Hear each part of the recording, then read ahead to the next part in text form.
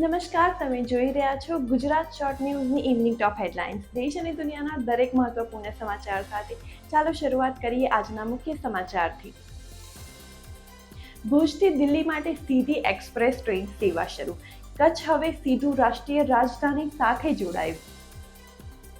સાંતેજની wax ફેક્ટરીમાં આગથી દોડધામ. આગ કાબૂમાં લેવા ફાયર ટીમોની જંગી કાર્યવાહી.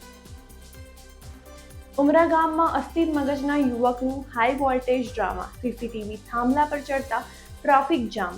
ફાયર ટીમે બચાવ કર્યો. પેટ્રોલ અને ડીઝલના ભાવમાં આજે પ્રતિ લીટર 91 પૈસાનો વધારો કરાયો. 19મી તારીખે 90 પૈસાના વધારા બાદ છેલ્લા 15 દિવસમાં ઈંધણના ભાવમાં ત્રીજો વધારો. આ વધારા સાથે મે મહિનામાં અત્યાર સુધીમાં પેટ્રોલ અને ડીઝલ અંદાજે ₹5 જેટલા મોંઘા થઈ ગયા છે.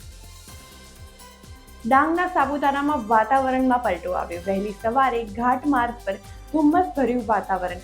ઝીરો વિઝિબિલિટીને કારણે વાહન ચાલકોને હાલાકી પહોંચી હતી. વલસાડ જિલ્લામાં વાતાવરણમાં પલટો. વહેલી સવારે હળવો વરસાદ. વાપી અને આસપાસના વિસ્તારોમાં હળવો અને છૂટોછવાયો વરસાદ. ગરમી અને ઉકળાટ વચ્ચે વરસેલા વરસાદથી વાતાવરણમાં ઠંડક પ્રસરી હતી.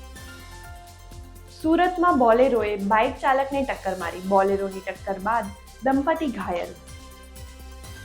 આજના અપડેટ્સ માટે આટલું જ. વધુ માહિતી માટે ફોલો કરો ગુજરાત શોર્ટ ન્યૂઝને.